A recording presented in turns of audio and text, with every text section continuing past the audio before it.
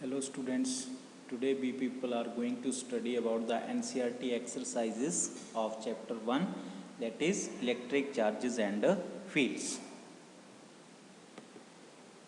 So here we have the first question. The question is, what is the force between the two small charged spheres having charges of 2 into 10 is power minus 7 coulomb and 3 into 10 is power minus 7 coulomb placed 30 centimeter apart in air. So here in this question, what we have given Q1, we have given Q2 and we have given R. Okay. So what we want to find out force between these two charges. So we will apply the Coulomb's law. Okay. Q1 is given to us, Q2 is given to us, R is given in centimeters, so we will convert it into meters. So according to Coulomb's law, we have the force between the two charges given by the formula 1/4 pi epsilon naught Q1 Q2 over R square. So substituting the values, okay, 1/4 pi epsilon naught का value कितना 9 into 10 is power 9 और Q1 का value जो हमें दिया गया वो put करेंगे, Q2 का भी, and we will put the value of R, that is 30 into 10 is power minus 2. Okay, so after calculation we got the force between two charges 6 into 10 is power minus 3 Newton. Okay, and since this force is positive, so the force will be repulsive force. Okay, now let's move to the next question. The next question is saying that electrostatic force on a small sphere of charge 0.4 microcoulomb due to another small sphere of charge minus 0.8 microcoulomb in air is 0.2 Newton. So the question is, in the first part he is asking what is the distance between the two spheres, and in the second part he is saying what is the force on the second sphere due to the first. So here in this question, what we have given the two charges Q1 and Q2. Okay, and force between the charges is also given. We have to find the distance. So again we will make use of the Coulomb's law. Okay, so first of all, whatever the data we have given, we will write it. Q1 is equals to 0.4 microcoulomb, it is given, and that is equal to 0.4 into 10 is power minus 6 coulomb. Q2 is equals to minus 0.8 microcoulomb, or it can be written as minus 0.8 into 10 is power minus 6 coulomb. Force is given, R we want to calculate. So we will directly apply the Coulomb's law and making R square as subject, what we get 1/4 pi epsilon naught Q1 Q2 over F. ठीक है, now substituting the value of this 1/4 pi epsilon naught is 9 into 10 is power 9.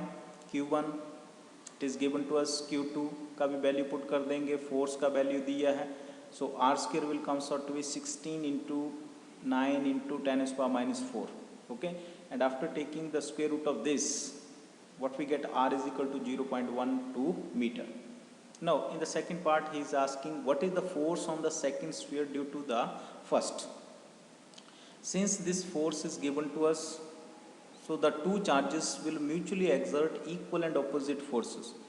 दोनों जो हैं क्या करेंगे, एक दूसरे के ऊपर फोर्स एक्सर्ट करेंगे, और वो जो फोर्सेस हैं वो उनका मैग्नीट्यूड इक्वल होगा, but they will act in the opposite direction. तो force on the second sphere due to the first sphere कितना हुआ, वो सेम रहा, दैट इज 0.2 न्यूटन. और फोर्स कैसी होगी, अट्रैक्टिव होगी. Okay, now let's move to the next question. Question number 1.3 in which is saying check that the ratio K E square over G M E M P is dimensionless. Look up a table of physical constants and determine the value of this ratio. What does the ratio signify? So here this K किसके equal 1/4 pi epsilon naught, उसका value हमें पता है. ठीक है, G universal gravitation constant है, E charge on the electron है, M is the mass of electron, MP is the mass of proton. तो हमें फर्स्ट पार्ट में ये प्रूव करना है कि ये डायमेंशनलेस है या नहीं. तो देखिए, डायमेंशंस की बात करें तो k का डायमेंशंस किसके इक्वल, कोलम्स लॉ के अकॉर्डिंग फोर्स होता है F is equals to k q square over are square. तो k का डायमेंशन फार्मूला क्या हुआ, k will be equal to F r square over q square होगा।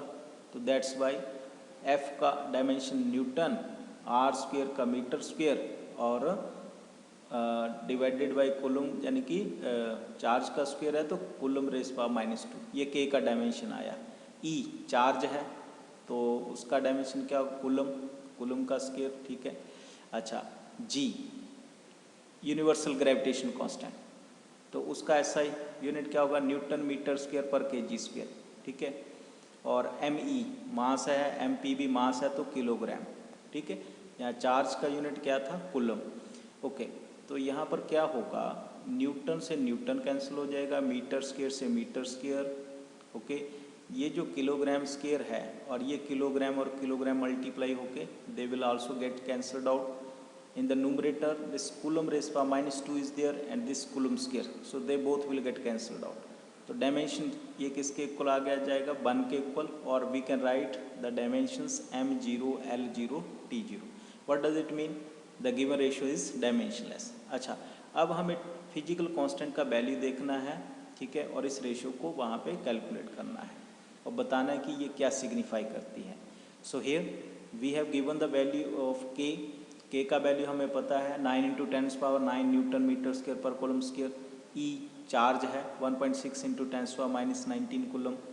जी यूनिवर्सल ग्रेविटेशन कांस्टेंट है 6.67 × 10⁻11 newton metre square पर kg square.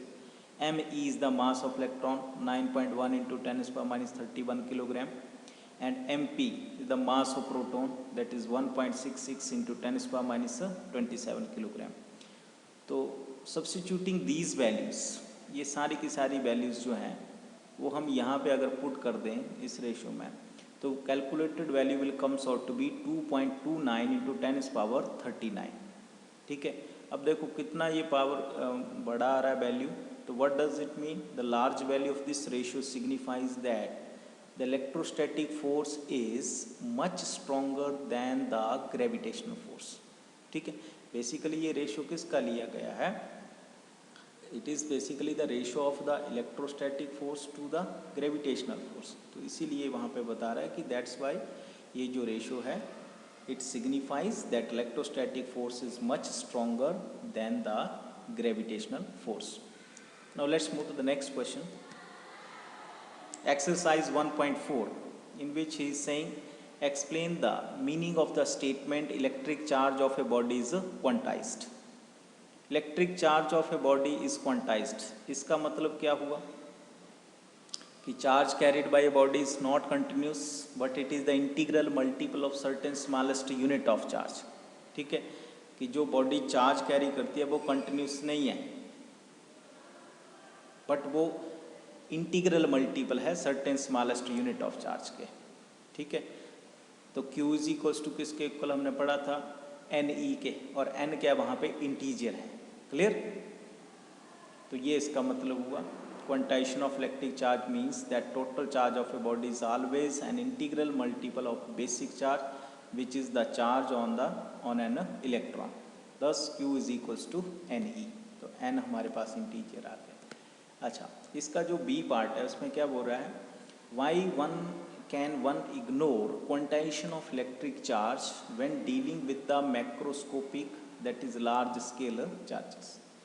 कि बोलता है कि जो क्वांटाइजेशन ऑफ और ग्रेनीनेस ऑफ चार्ज है ना उसको हम इग्नोर कर देते हैं जब हम डील करते हैं मैक्रोस्कोपिक चार्जेस के साथ, ठीक है।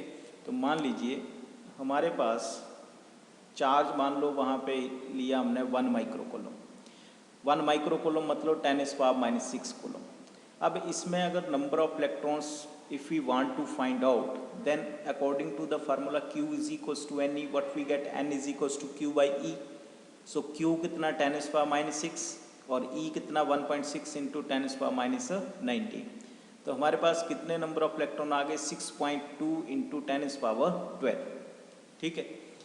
Thus, at macroscopic level, the graininess of the electric charge or quantization of the electric charge is of no practical consequence.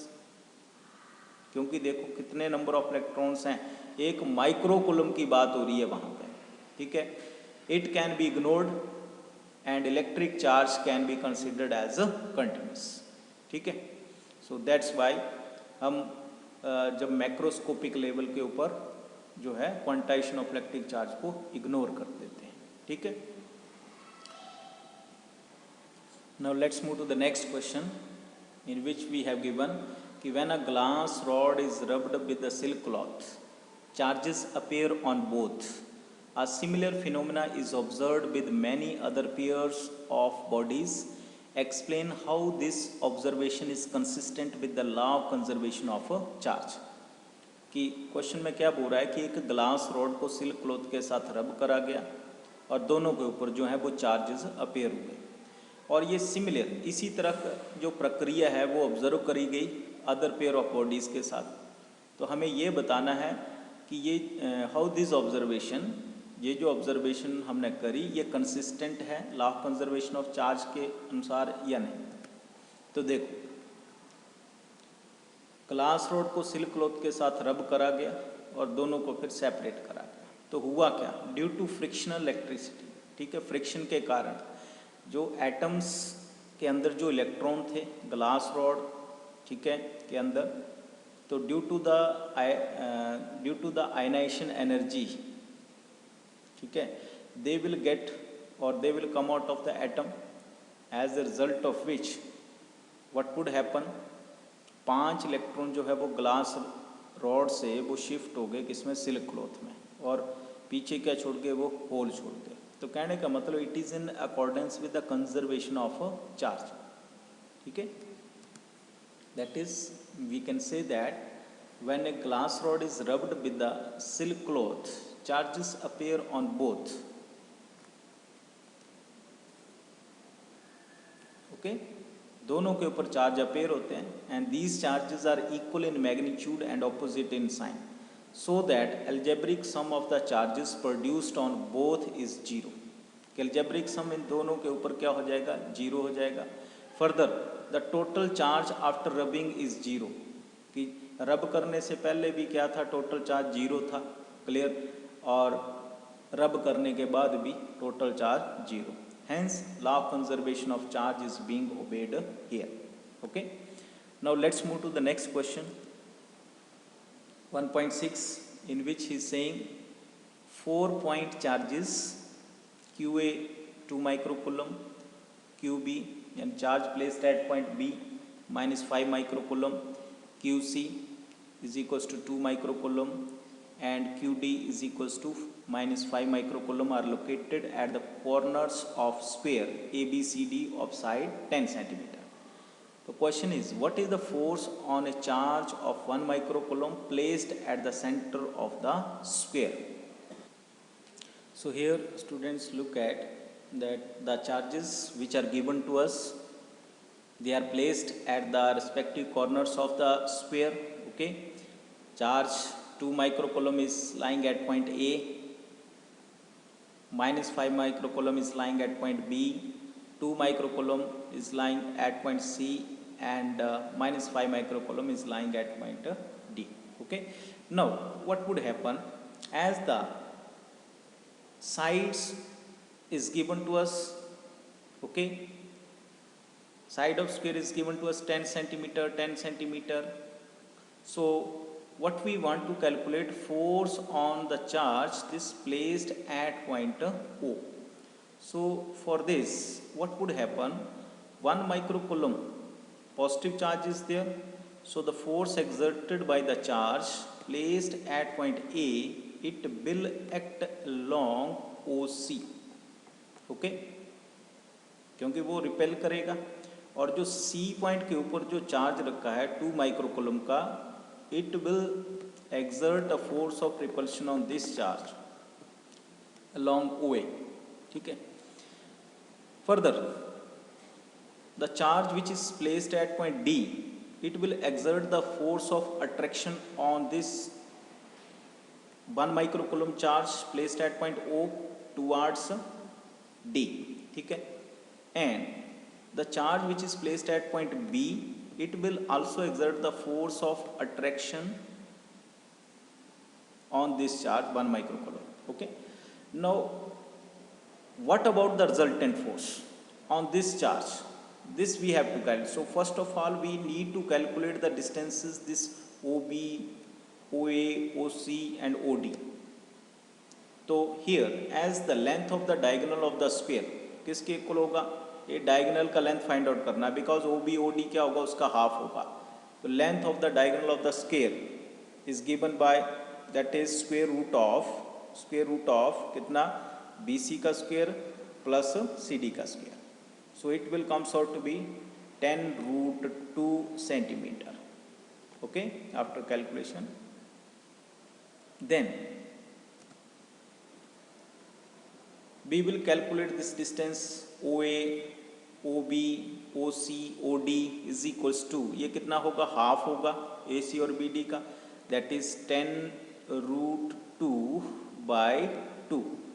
Okay, और it can be written as 10 by root 2 centimetre. ये distance आ गया. अब देखो ये जो charge है इन सभी चार्जेस के इक्वी डिस्टेंट के ऊपर है.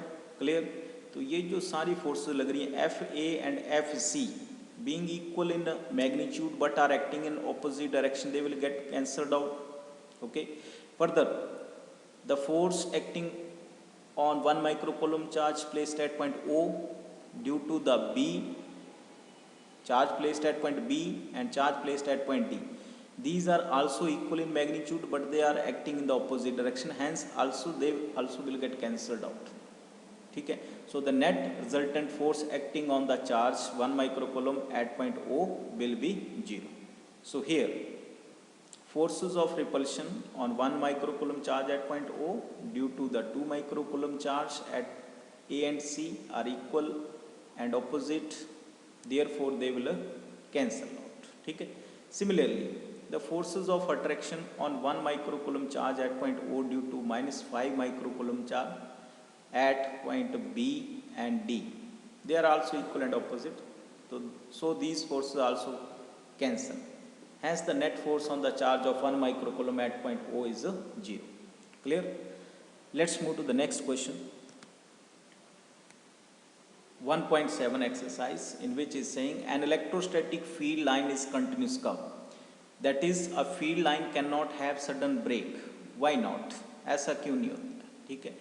Explain why two field lines never cross each other at any point. तो क्वेश्चन में क्या बोल रहा है कि जो इलेक्ट्रोस्टैटिक फील्ड लाइन है वो कंटिन्यूस कर्व है. कहने का मतलब कि जो फील्ड लाइन है उसमें ब्रेक नहीं है. ऐसा क्यों है? तो reason is because it represents the actual path of the unit positive charge which experience a continuous force. It cannot have sudden break because moving test charge never jumps from one position to another. ये देखो कि कोई भी electric line of force को हमने define करा था कि it is the path followed by the charge particle. ठीक है. When it is free to do so and tangent to this will gives the direction of electric field. तो हम यहाँ पे बोलेंगे कि जो भी चार्ज पार्टिकल जो पाथ फॉलो करता है ना उसको इलेक्ट्रिक फील्ड लाइन बोलते हैं. क्लियर? तो जो मूविंग चार्ज होगा ना वो कभी भी जंप नहीं होता वो एक पोजीशन से दूसरी पोजीशन में. So that's why it do not have sudden brakes. फिर आगे बोल रहा है कि टू फील्ड लाइन जो है वो क्रॉस नहीं करती. रीज़न क्या है? तो मान लो at a particular point we have already explained it कि if two field lines cross each other at point P, then what would happen? Then at the point of intersection the two tangents can be drawn. What does it mean? It means two directions of electric field. इस तरह से देखो एक field line ऐसे जा रही थी, दूसरी फील्ड लाइन इस तरह से जा रही थी. तो at the point of intersection what could happen? ये मान लो हमारा यहाँ पे पॉइंट P आया. ठीक है. तो at the point of intersection the two tangents can be drawn which means two directions of the electric field. एक डायरेक्शन इस डायरेक्शन में आ गई हमारी और दूसरी डायरेक्शन इलेक्ट्रिक फील्ड की ऐसे करके. What does it mean? It means two directions of electric field are there and which is not possible कि एक ही पॉइंट के ऊपर वहाँ पर दो इलेक्ट्रिक फील्ड की डायरेक्शन जो है वो पॉसिबल नहीं है. सो that's Y the two electric field lines never cross each other at a point. Okay, now let's move to the next question, in which he is saying that the 2 point charges qa is equal to 3 microcoulomb and qb is equals to minus 3 microcoulomb are located 20 centimeter apart in vacuum. What is the field at the midpoint o of the line joining the two charges? In the second part is saying, if a negative test charge of magnitude 1.5 into 10 to the power minus 9 coulomb है ये, okay, is placed at this point, what is the force experienced by the test charge? Okay, so as per the situation, the two charges qa and qb, they are placed at points a and b. Distance between them is 20 centimeter. So we need to calculate the electric field at mid point O of the line joining the two charge. यहाँ पे calculate करनी है. ठीक है, तो electric field calculate करने के लिए हम क्या करते, एक टेस्ट चार्ज लेते. Now if I place this test charge, और टेस्ट चार्ज कैसे होता है हमारा, पॉजिटिव. तो फर्स्ट पार्ट में मान लो अगर हमारा टेस्ट चार्ज वहाँ पॉजिटिव है, तो इस प्लस 3 माइक्रोकूलम चार्ज के कारण जो इलेक्ट्रिक फील्ड होगी एट पॉइंट ओ के ऊपर, उसका डायरेक्शन क्या होगा, from O to B. Okay, और जो इलेक्ट्रिक फील्ड जहाँ पे नेगेटिव चार्ज के कारण होगी, that is denoted by vector E B, तो वो भी किस डायरेक्शन में होगी, ओ बी की डायरेक्शन में. तो दोनों इलेक्ट्रिक फील्ड्स जो हैं they both are acting from O to B. तो net resultant electric field will also act along O B. ठीक है, उसको कैलकुलेट करना है. तो जो भी डाटा दिया हमने वैसे लिख लिया उसको. तो फिगर से हमें आर मिल गया, ओ ए और ओ बी का डिस्टेंस कितना होगा, टोटल डिस्टेंस ए बी का कितना है 20 सेंटीमीटर. तो O A is equals to O B will be equal to 10 centimetre और 0.10 मीटर. अच्छा, resultant electric field at point O according to principle of superposition, दोनों फील्ड्स ऐड होंगी, same direction में जा रही हैं. तो K Q A over are square plus K Q B over are square, ये यहाँ पे स्क्वेयर होगा. ठीक है, ओके. अब देखो magnitude of Q A and Q B दोनों इक्वल हैं. ठीक है, मैग्नीट्यूड इक्वल है, although they are negative sign, but magnitude का मतलब मैग्नीट्यूड लेके दोनों का वैल्यू जो है वो सेम आता है. नेगेटिव साइन जो वो पॉजिटिव बन जाएगा जब मैग्नीट्यूड से बाहर लेंगे. सो व्हाट वुड हैपन, तो ये दोनों ऐड हो जाएंगे. What we get 2k Q A over are square. ठीक है, now substituting the value of k is 9 into 10 is power 9, Q A 3 into 10 is power minus 6 over are square. R का value 0.1 का whole square. So what we get, E is equals to 5.4 into 10 is power 6 Newton per coulomb, and the resultant electric field will be along OB. Okay. Now, in the second part, he is asking if a negative test charge of magnitude 1.5 into 10 to the minus 9 is placed at this point, what is the force experienced by the test charge? यहाँ पे हम सीधा formula लगाएंगे, as F is equals to किसके equal है हमारे पास, Q into E के. तो इलेक्ट्रिक फील्ड तो कैलकुलेट करा ही है हमने, उसका वैल्यू कितना है 5.4 इंटू 10 पावर 6 न्यूटन पर coulomb. Simply we will multiply it with the given charge. Okay, 1.5 into 10 power minus 9 and E का value 5.4 into 10 power 6. So what we get, F is equals to 8.1 into 10 power minus 3 newton. Okay, and this force will act along O A.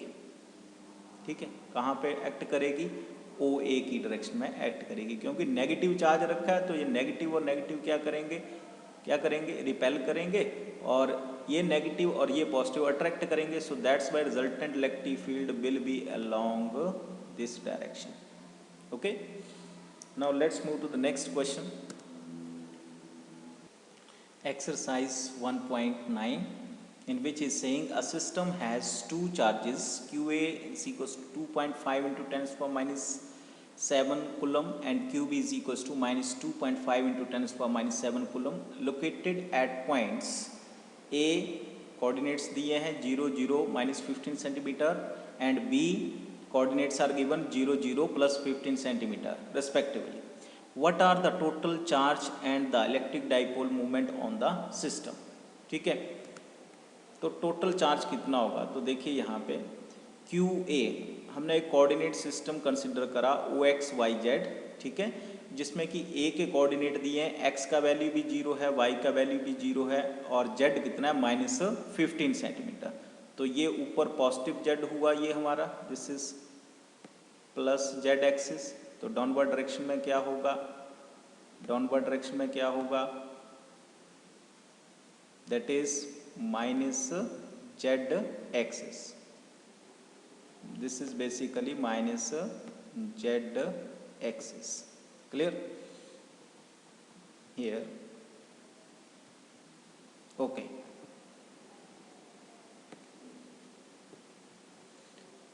So here, what about the total charge in this case? अब total charge कितना होगा? तो QA और QB को अगर मैं वहाँ पे ऐड कर दूँ, this charge is given to us QA and QB। तो फर्स्ट पार्ट में तो टोटल चार्ज ही पूछ रहा ना, तो total charge will be equals to 0। Clear? क्योंकि एक पॉजिटिव है और दूसरा नेगेटिव है, दोनों के मैग्नीट्यूड जो है वो सेम है। So here the total charge Q will be equals to 0। अच्छा, अब हमें फाइंड आउट करना है इलेक्ट्रिक डाइपोल मोमेंट। तो डाइपोल मोमेंट का डेफिनेशन क्या है? Product of either charge, magnitude of either charge and the distance between them. तो देखो डिस्टेंस की बात हो रही है, तो पॉजिटिव Z एक्सिस से नेगेटिव Z एक्सिस तक टोटल डिस्टेंस कितना हुआ? ये 15 सेंटीमीटर और ये 15 सेंटीमीटर, ठीक है। ये हमारे कितने हो गए? That is equals to 30 centimetre. तो उसको in terms of metre convert करके लिख देंगे 30 इंटू 10⁻⁻2 मीटर। ये हमारे पास क्या आ गया? डिस्टेंस। ओके, तो इलेक्ट्रिक डाइपोल मोमेंट का फार्मूला हमारे पास है, तो product of magnitude of either charge and the distance between them, value put करा 2.5 into 10⁻⁻7 into 30 into 10⁻⁻2।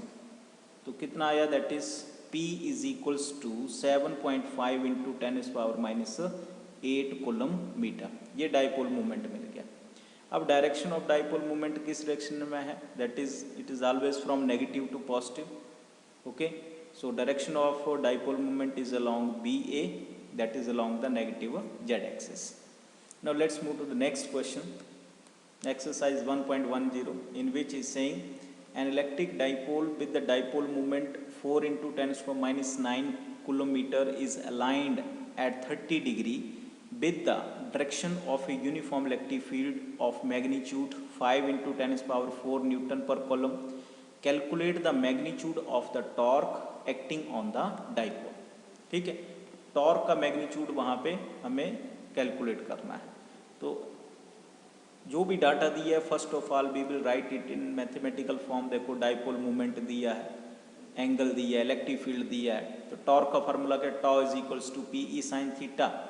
Value put करेंगे, साइन थीटा कितना? 30 डिग्री, साइन 30 1/2 होता है। तो after calculation we got tau is equals to 10⁻⁻4 newton metre. Quite easy. Let's move to the next question, in which he is saying that a polythene piece rubbed with the wool is found to have a negative charge of 3 into 10⁻⁷ coulomb. कि एक polythene piece को वूल के साथ रब करा गया, ठीक है, और उसके ऊपर नेगेटिव चार्ज आ गया इतना। तो क्वेश्चन है, estimate the number of electrons transferred from which to which. कि इलेक्ट्रॉन जो है वो कहाँ से कहाँ को ट्रांसफ़र हुए और उनका संख्या कितना है वो फाइंड आउट करना है। दूसरा पार्ट में बोल रहा है, is there a transfer of mass from wool to polythene और नॉट। कि क्या वहाँ पे मास जो है वो ट्रांसफर हुआ वूल से पॉलीथीन में या नहीं। ठीक है, तो फर्स्ट पार्ट में देखो चार्ज हमारे पास दिया है। अब इलेक्ट्रॉन के ऊपर चार्ज कितना? -1.6 इंटू 10⁻⁻19 कूलम, ये चार्ज है इलेक्ट्रॉन के ऊपर। ठीक है, तो चार्ज जो ट्रांसफ़र हुआ है कहाँ से? पॉलीथीन पीस को जब रब करा गया बूल के साथ, ठीक है, तो वहाँ पे उसके ऊपर नेगेटिव चार्ज इतना आया, ठीक है। तो बोलता है नंबर ऑफ इलेक्ट्रॉन ट्रांसफर कितने होंगे, तो we know the formula Q is equals to plus minus NE, ठीक है। तो N will be equals to Q by E, value put करेंगे, तो what we get, number of electrons transferred will be N is equals to how much, 1.875 into 10⁻12, इतने electrons जो है वो transfer वहाँ पे होंगे, ठीक है, 1.875 इंटू 10⁻12। फर्दर सेकेंड पार्ट में पूछ रहा है, is there a transfer of mass from wool to polythene, yes there is a transfer of mass from wool to polythene piece, why, because mass of electron कितना है वहाँ पे, basically 9.1 into 10⁻31 kilogram लेते बेटा, but here for the sake of simplicity I am taking it as 9 into 10⁻31 kg. So mass transferred to the polythene will be number of electron कितने multiplied by the mass of electron. So the mass transferred will be equals to 1.687 into 10⁻18 kilogram, ठीक है। अच्छा, अब यहाँ पे देखो कि number of electrons जो है वो फ्रैक्शन में एग्जिस्ट नहीं करेंगे, तो कई बुक्स में ये जो हमारे पास वैल्यू दी है, it is also approximately equals to, we can take it as 2 into 10⁻12, okay, क्योंकि फ्रैक्शन में एग्जिस्ट नहीं करता है इलेक्ट्रॉन, तो इसलिए हमने उसको इस तरह से भी कई बुक्स में लिखा होगा, तो उसमें कंफ्यूज मत होना, 2 into 10⁻12. Okay. Now let's move to the next question, in which is saying the two insulated charged copper spheres A and B have their centers separated by a distance of 50 centimeter. कि दो insulated sphere हैं हमारे पास A और B, they are separated by a distance of 50 centimeter. Question is, what is the mutual force of repulsion if the charge on each is 6.5 into 10⁻⁻7 coulomb? Mutual force of repulsion find out करनी है। R दिया है, QA दिया है, charge on A, charge on B दिया है, तो सीधा कूलम्ब्स लॉ का फॉर्मूला लगाएंगे, F is equals to 1/4πε0 QA QB over R square, ठीक है। वैल्यूज पुट करेंगे QA और QB का, मैग्नीट्यूड दोनों का सेम है, तो वैल्यू पुट करके क्या हो जाएगा, 6.5 इंटू 10⁻⁻7 का whole square divided by R square 0.5 का स्क्वायर, तो force will comes out to be that is 1.5 into 5 to 1 into 10⁻2 Newton.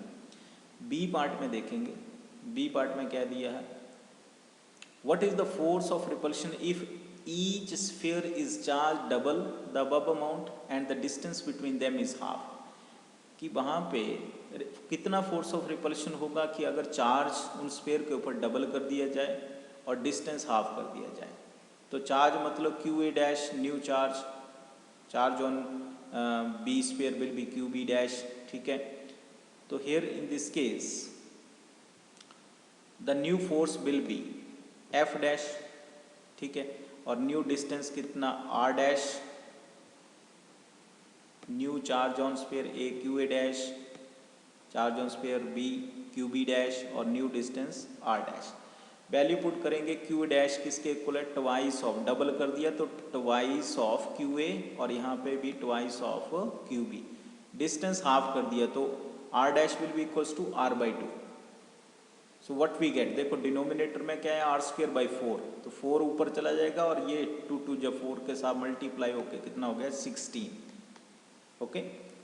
तो 16 times 1/4πε0 QA QB over R square, और ये किसके इक्वल है basically, that is equals to F जो original force थी, तो वैल्यू पुट कर देंगे तो F dash will comes out to be 16 times the original force, original force का वैल्यू कितना 1.5 to 1 इंटू 10⁻2, तो here putting multiplying it with 16, so we got the required answer that is 0.24 Newton. So this will be the new force, ठीक है। when the charge on each sphere is doubled and the distance is halved. Now let's move to the next question, in which he is saying that suppose the spheres A and B in exercise 1.12 have the identical sizes, कि उनके size जो हैं वो same हैं.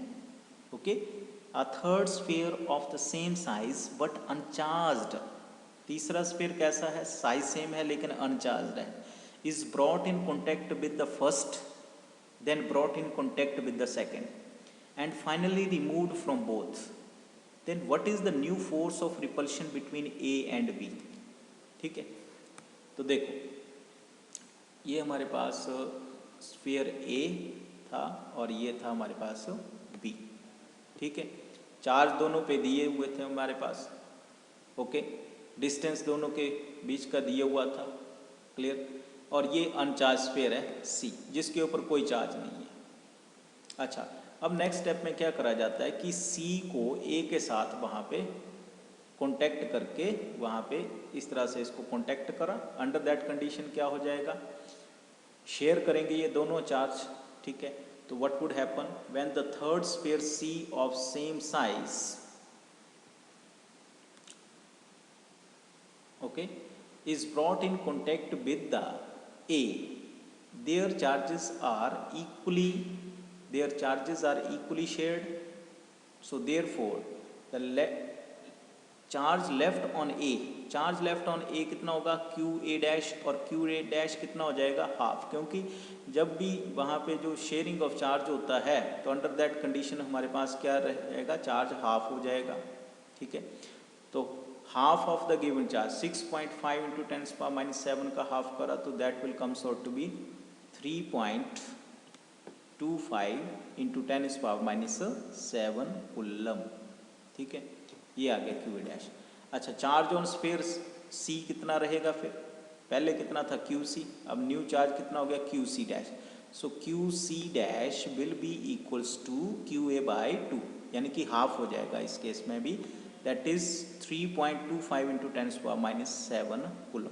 देखो simple सा फंडा है कि जब क्यू सी के ऊपर इनिशियली तो कोई चार्ज नहीं था, सी स्फीयर के ऊपर चार्ज किसके ऊपर था, ए के ऊपर. तो जैसे ही हम सी को इसके साथ टच करेंगे, ये दोनों क्या करेंगे, चार्जेस को शेयर करेंगे, और when they are separated then charge on each sphere will be equals to sum of charges divided by 2. तो सम ऑफ चार्जेस तो वही रहेगा 6.5 इंटू 10⁻⁷, 2 से डिवाइड करा तो इसलिए उनके ऊपर ये जो चार्ज है इस तरह से रहा. अब नेक्स्ट स्टेप में बोलता है कि now if the sphere C, जिसके के ऊपर अब चार्ज कितना हो गया Q C dash, is brought in contact with the sphere B, then charge on each of the sphere B and C, अब वो कितना होगा. तो देखो अब सी को किसके साथ टच करा हमने, दैट इज बी के साथ, तो क्या होगा नेट चार्ज इसके ऊपर. अब जो इसको क्या करा, टच करके सेपरेट करा, तो under that condition the new charge on the sphere C that will be Q C double dash, और बी के ऊपर कितना हो जाएगा, पहले क्यू बी था तो अब नया चार्ज कितना हो गया क्यू बी डैश. तो Q B dash will be equals to किसके इक्वल होगा, Q C dash plus Q B by 2, दोनों का चार्जेस का सम, और उसको 2 से डिवाइड कर देंगे. तो यहाँ पर भी क्यू बी डैश भी ऐसे फाइंड आउट करेंगे, क्यू सी डबल डैश भी. तो इसका वैल्यू कितना आया 4.875 इंटू 10⁻⁷ कूलम. ठीक है, तो आफ्टर सेपरेशन बी स्फीयर के ऊपर भी ये चार्ज रहेगा और सी स्फीयर के ऊपर भी यही चार्ज रहेगा. ठीक है, तो फोर्स कितनी है. अब क्वेश्चन पूछ रहा है कि अब बताओ कि इन दोनों के बीच में, ए और बी के बीच में अब फोर्स कितनी है इस केस में, इन दोनों के बीच में सिर्फ. अब सी वगैरह एलिमिनेट हो गया, तो under that condition we will make use of the Coulomb's law, and according to Coulomb's law the force between the two charges is F is equals to 1/4πε0 Q A dash Q B dash over R square. तो 1/4πε0 का value कितना 9 into 10⁹, Q A dash 3.25 into 10⁻⁷ coulomb है. ठीक है, हमने calculate करा उसका value. Q B dash का 4.875 इंटू 10⁻⁷, डिवाइड कर दिया आर स्क्वेयर से, तो 0.5 का whole square. So the net force between these two spheres A and B will comes out to be 5.7 into 10 is power minus 3 Newton. Okay, so in this way we will solve this question. Now let's move to the next question, in which he is saying, in figure shows the track of three charged particles in uniform electrostatic field. So the question is, give the sign of the three charges and which particle has the highest charge to the mass ratio. तो first part में हमें sign बताना है. तो देखो particle number 1 जो है वो किस तरफ डिफ्लेक्ट हो रहा है, पॉजिटिव चार्ज प्लेट के ऊपर. पार्टिकल नंबर 2 जो है वो किस तरफ डिफ्लेक्ट हो रहा है, ये भी पॉजिटिवली चार्ज प्लेट के ऊपर. तो पार्टिकल जो फर्स्ट एंड सेकंड है they are negatively charged. Okay, क्योंकि पॉजिटिवली चार्ज प्लेट की तरफ डिफ्लेक्ट हो रहे हैं, अट्रैक्ट हो रहे हैं, तो दैट्स वाई. अब देखो third charge particle, it is deflecting towards the negatively charge plate. तो कहने का मतलब थर्ड जो चार्ज पार्टिकल हुआ वो हमारा कैसा हुआ, पॉजिटिव. क्लियर, ये पॉजिटिव हुआ. फर्स्ट और सेकंड कैसे हुए, नेगेटिव. तो पार्टिकल 1 एंड 2 नेगेटिवली चार्ज्ड, ठीक है, और पार्टिकल 3 इज पॉजिटिवली चार्ज. ये पॉजिटिवली चार्ज हुआ हमारा, ये कैसे हुए, नेगेटिवली चार्ज. क्लियर. अच्छा, अब highest charge to the mass ratio find out करना है. तो वो कैसे फाइंड आउट करेंगे. First of all we need to calculate the acceleration. तो acceleration of the charge in along the Y direction कितना होगा, चाहे अपवर्ड डायरेक्शन में जा रहा है चाहे डाउनवर्ड डायरेक्शन में जा रहा है. तो that will be equals to, according to Newton second law, F is equals to M A होगा. तो A will be equals to F by A will be equals to F by M. अब F क्या है, F is the electrostatic force, so F will be equals to Q into E. Q into E क्यों आया, क्योंकि E का definition है F by Q, तो F is equals to QE. M as it is. Now deflection of charge particle in time t in y direction is given by, according to formula हम as we know that S is equal to U T plus half A T square होता है. तो you यहाँ पे कितना आया, 0. Initial velocity मान लो उनकी 0 है, ठीक है, और वाई डायरेक्शन में जाता है. तो let us consider H height तक वो राइज करा, तो H is equal to 1/2 A T square. अब ए का जो वैल्यू है हम पुट करेंगे वहाँ पे, ठीक है, that is Q E by M. So H will be equals to 1/2 QE by M into T square. So Q charge, E electric field, ठीक है, T टाइम. तो what we get, electric field और time का value हमें पता है. तो H will be proportional to Q by M, क्योंकि हमें charge to the mass ratio चाहिए ना. अब charge to the mass ratio किसके प्रोपोर्शनल हुआ, डिफ्लेक्शन के, जो भी डिफ्लेक्शन वहाँ हुई. तो यहाँ पे देखना डिफ्लेक्शन किसकी सबसे ज़्यादा हुई है. तो अगर हम बात करें तो डिफ्लेक्शन सबसे ज़्यादा किसकी हुई, थर्ड चार्ज पार्टिकल की. तो हम बोल सकते हैं as particle 3 suffers maximum deflection in Y direction, so it has highest charge to the mass ratio. Okay, let's move to the next question. Question number 1.15, in which he is saying, consider a uniform electric field is equals to 3 into 10 is power 3 I cap newton पर coulomb. I cap मतलब electric field किस direction में act कर रही है, X axis के along. तो question is, what is the flux of this field through a square of 10 centimetre on a side whose plane is parallel to Y Z plane. Question क्या बोल रहा है कि हमारे पास इलेक्ट्रिक फील्ड जो है that is acting along the X axis. तो what is the flux of this field, इस फील्ड का फ्लक्स जो है वो फाइंड आउट करना है through a square of 10 centimetre. ठीक है, कोई स्क्वायर दिया है, उसका साइड 10 सेंटीमीटर है, हुज प्लेन, जिसका कि प्लेन जो है वो पैरेलल है बाई जेड प्लेन के. ठीक है, और बी पार्ट में बोल रहा है what is the flux through the same square, उस सेम स्क्वायर से के साथ कितना फ्लक्स होगा if normal to its plane is making an angle of 60 degree with the X axis. कि जब उसका नॉर्मल जो है वो 60 डिग्री का एंगल बना रहा है एक्स एक्सिस के साथ। तो ये दो सिचुएशन है हमारे पास। फर्स्ट सिचुएशन में वहाँ पे बोल रहा है इलेक्ट्रिक फील्ड एक्स एक्सिस के अलॉन्ग है, तो देखो electric field is acting along X axis. अच्छा, अब स्क्वायर का साइड कितना 10 सेंटीमीटर और plane is parallel to Y Z plane, ये वाई और जेड प्लेन है, तो ये स्क्वायर जो है इसके पैरेलल हमने यहाँ पे रख दिया। ठीक है, तो एरिया वेक्टर किस डायरेक्शन में हुआ, area vector will be directed along the direction of electric field and area vector will be parallel to each other.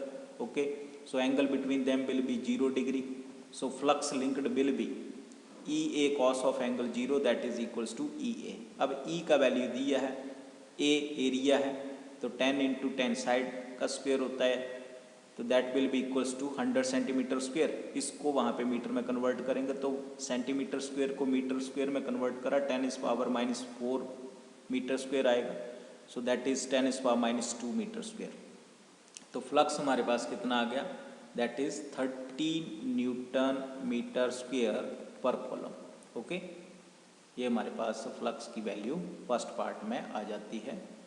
ठीक है, after substituting value in the second part he is saying that, अब मान लो second part में बोल रहा है कि flux through the same square if normal to its plane, ये जो नॉर्मल है, ठीक है, स्क्वायर के ऊपर जो नॉर्मल है वो कितने डिग्री का एंगल बना रहा है एक्स एक्सिस के साथ, कितना डिग्री, 60 डिग्री का। तो ये देखो ये नॉर्मल है और ये इसका स्क्वायर का प्लेन है ये। ठीक है, सॉरी, ये स्क्वायर का प्लेन है, ये 60 डिग्री का एंगल बना रहा है ऐसे करके। तो यहाँ से फ्लक्स कितना होगा, तो angle between E and vector A, area vector में एंगल कितना 60 डिग्री, तो phi flux will be equals to vector E dot vector A and that will be equals to E A cos 60, cos 60 का value कितना 1/2, so that is equal to 3 into 10⁻³ into 10⁻⁻², that will comes out to be phi is equals to 15 newton metre square पर coulomb. ठीक है, तो इस तरीके से हम इसको फाइंड आउट करेंगे।